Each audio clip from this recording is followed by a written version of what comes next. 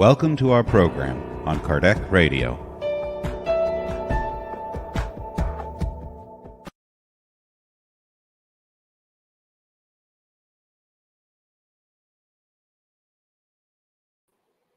Welcome, dear friends, to Kardec Radio and the Spiritist Society of Virginia, here in our online spiritual care, which is our spiritual treatment at a distance.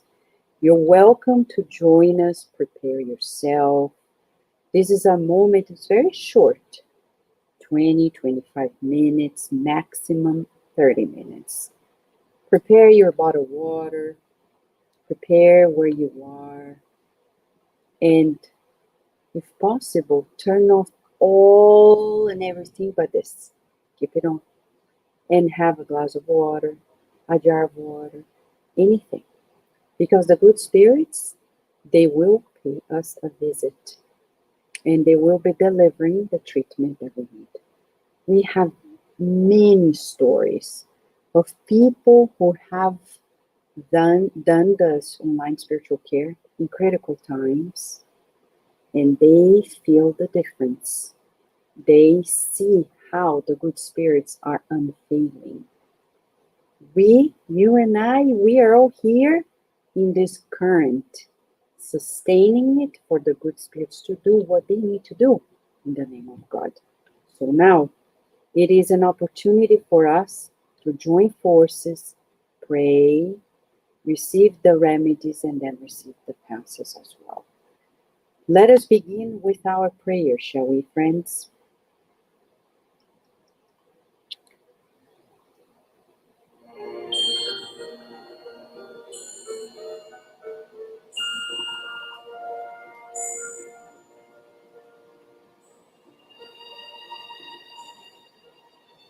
Dear God, dear loving spirits, directors of the Spiritist Society of Virginia and Kardec Radio, it is a blessing for us to be here. It feels deeply renewing. We need new beginnings. We need to think and feel differently. Loving Master Jesus, you have patiently awaited us, always encouraging us to new beginnings. Thank you for health, resources, and the opportunity to partake in your governance of the earth as we learn to govern ourselves. As we are here united, incarnates, discarnates, in this presential and online connection. We visualize rays of healing light showering upon us.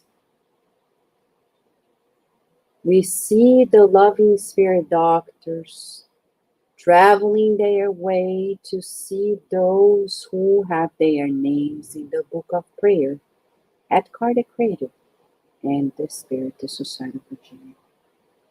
I rejoice and feel your presence guiding us, all of us, inspiring each one of us, bringing solutions, resolutions to our inner remodeling. With deep gratitude and praiseworthy for God's greatness, we begin this therapeutic meeting with your loving permission, and so be it.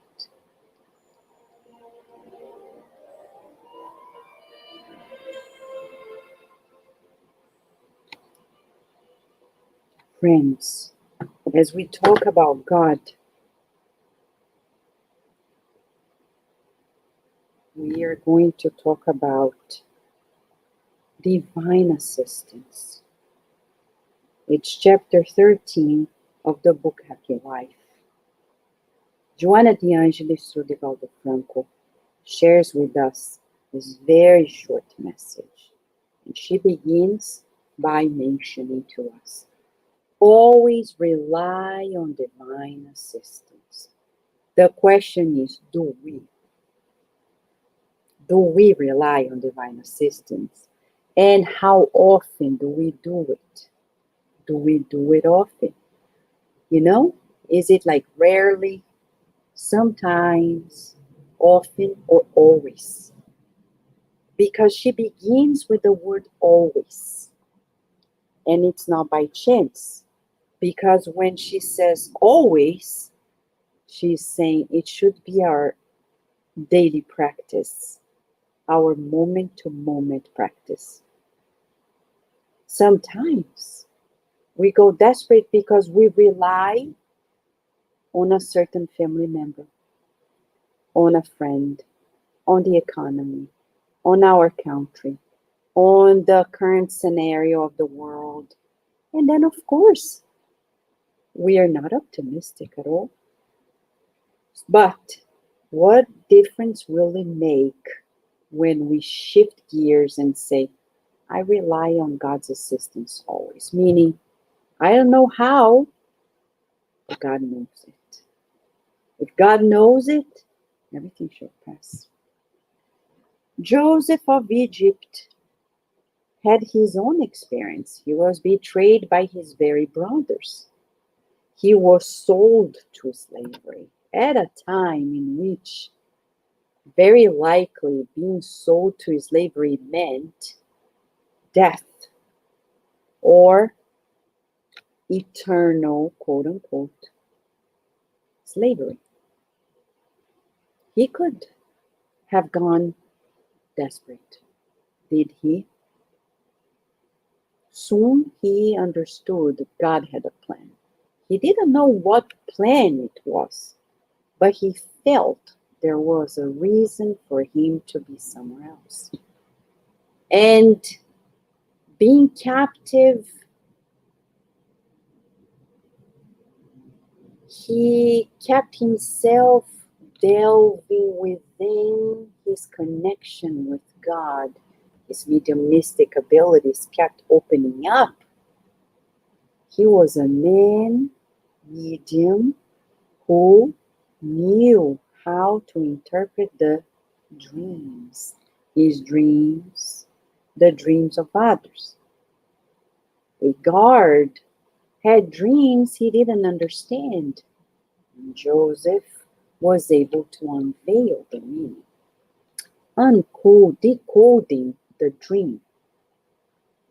One day, the Pharaoh himself was bothered by a dream where he couldn't understand the meaning, and it was very troublesome because it had a message that certainly meant a big deal for the nation. Back then, it was the empire of all times. And the guard got to know of how bothered, troubled the Pharaoh was, and recalled that captive man, Joseph, the Jewish one, knew how to interpret dreams. He called him up. And from there on, it's history. He not only saved the Jewish people, but he saved the very kingdom of Egypt, changing the course of history forever. He forgave his brothers, and he saved them also from famine. So he is an example. Not by chance, he is there in the Bible, in the Genesis, reminding us of the importance of relying on God always.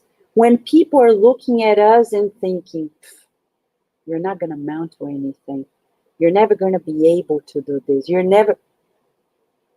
can say, I believe in God, then there's nothing impossible for God. Nothing. Nowadays, you look at the news and you see 80, 90-year-old people graduating from high school, college, PhDs, showing to us nothing is impossible. You see elderly people accomplishing wonderful fitness activities, unlike many youth who are trashing their health out. So, what is impossible for God? Nothing. We cannot limit our lives by dictating the limit of our lives. Only God can. We rely on God. And Joanna says, when you feel yourself besieged, without any chance of release, help will arrive from God. Joseph of Egypt is the very example of it all. When there was no way out, who could tell that he would be out and actually the second most important administrator of Egypt? Never doubt the parenthood of God. When we're there, just like this cute dog, feeling like immersed in this cold snow, somebody's gonna come to our rescue. God looks after you and helps you, not always as you might like, but in best way possible for your real happiness. So what do we ask? We don't ask, oh God, please give me that car. Though some people say you need to think exactly which car you want in order to get that car. That's not how it works. Yes, we need to know the color of the paint we're going to paint the house to make it manifest. But to manifest things, we need to have absence of conflict. When we are cherishing inner conflicts, no matter how precise we visualize what we want to manifest, we still have the inner conflict. So we need to go within and resolve these inner conflicts. If I say, I don't deserve it, well, God has that car around the corner for you, but you don't deserve it. So then no matter if it matches your visualization, there is a roadblock. Get rid of the roadblock. How so? Humility. Because when we say, I don't deserve it, it means that I am my judge. And if I am the judge, God is not going to power struggle with us. He's going to let us be. Oh, you think you don't deserve it? Well, then let you learn that you deserve, because God is the one that says your merits, not you. Who are we to say I don't deserve? We're trying to be better than God. Then God cannot help us. At times, you have the impression that divine help will not come or we will arrive too late. Yeah, sometimes you have that bill to pay and you think, how am I going to pay it? Relax and think. There is creativity. There are many ways to come around and honestly and in dignifying way finding solutions for paying that bill.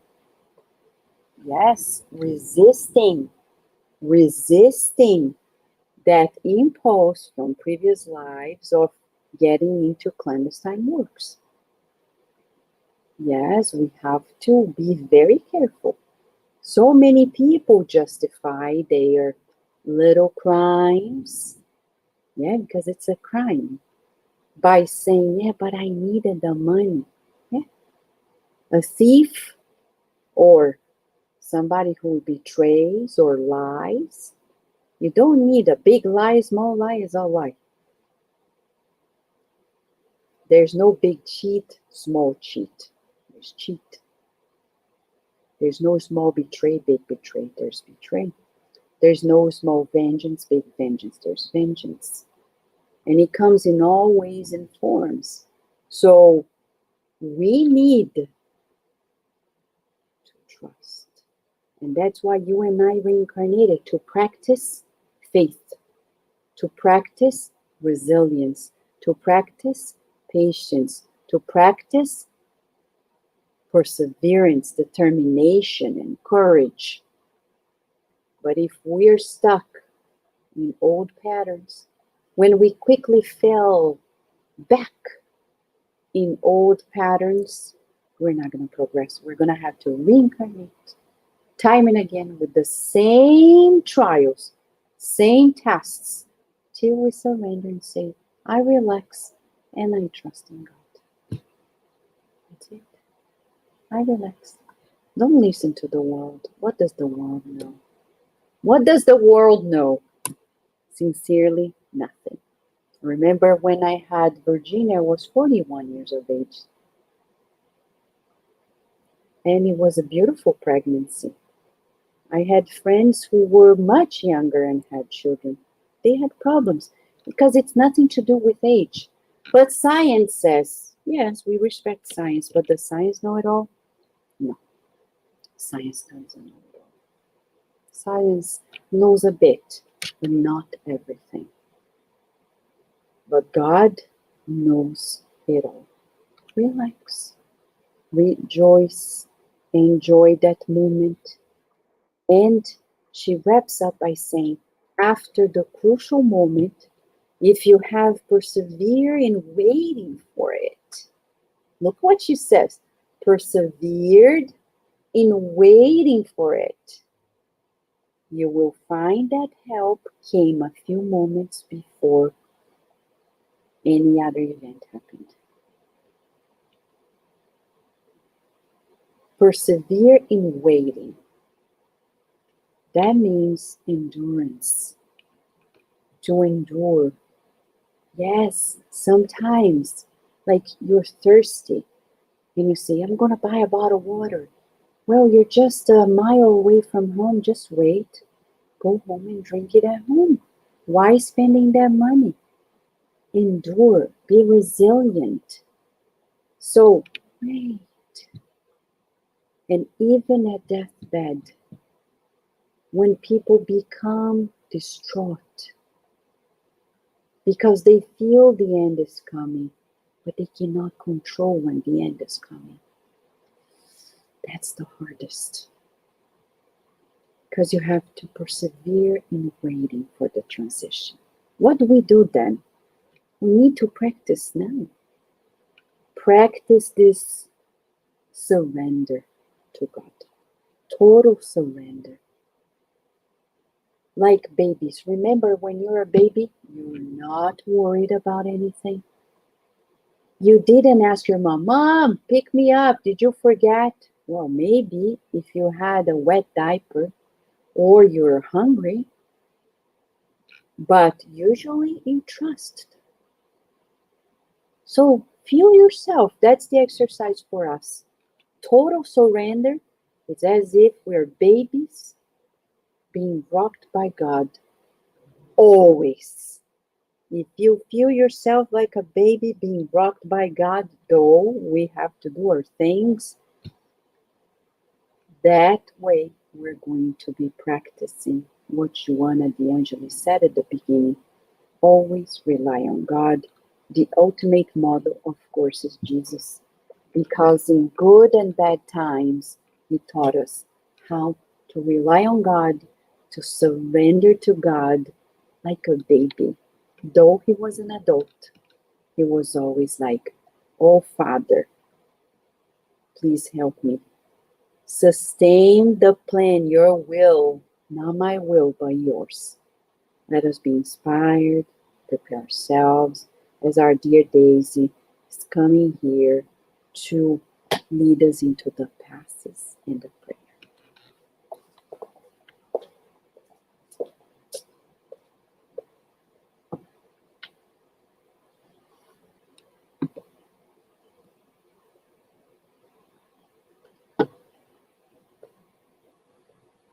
So we now ask everyone to close their eyes if you can.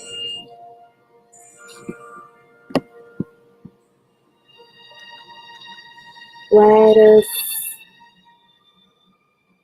practice right now at this very moment this trust in God, in His designs. Let us feel ourselves as this baby who is enveloped in the warm, caring, and loving arms of our Mother, Father God. Let us feel that whatever is troubling our hearts, keeping our minds awake, giving us anxiety, let us trust that God is taking care. He knows our inner petitions. God knows about our challenges and shortcomings. And He knows precisely the medicine. So feeling cared for, let us visualize that we are enveloped in this loving light that calms our hearts as we hear this voice saying, "You are light. You are love. You are joy of living. You are peace on earth. Trust me because I already know what you need at this moment. And everything that is happening right now shall also pass, because everything passes." As we hear this loving and kind voice, we see that this light radiates and envelops our loved ones.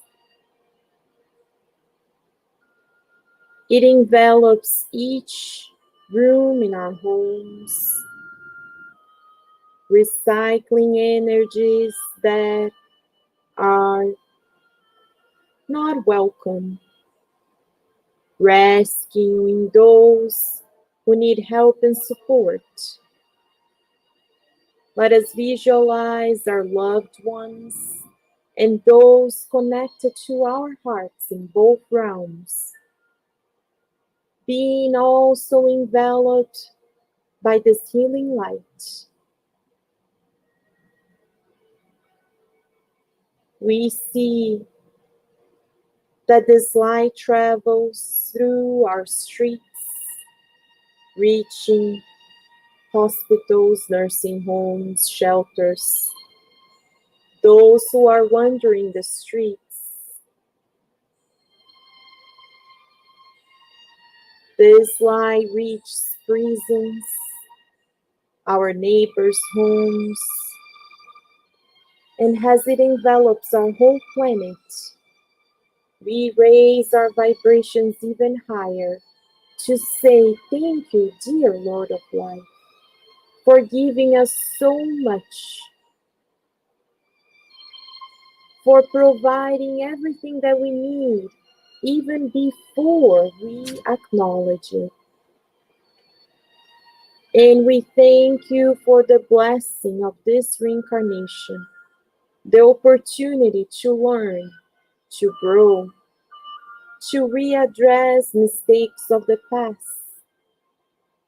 We are also thankful, dear Lord, for the shortcomings that come to teach us how to be stronger. And like Jesus tonight, we say, "Oh Lord, please continue enveloping us in your light, and shall your designs be materialized here on earth. And with much gratitude in our hearts, certain of love, of God's loving care, we ask His permission to close this online spiritual care retreat.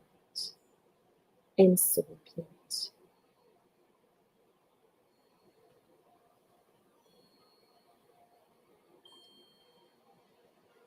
Dear friends, let us continue in this evening or this day, whenever you are hearing or listen to the streaming, let us take it easy.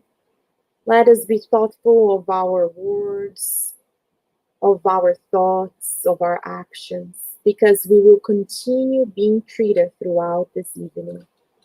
If you have any questions, please write to us at kardecradio@gmail.com, and we will see you here next Monday at 6 p.m. for another online spiritual care. Have a blessed day and a blessed night.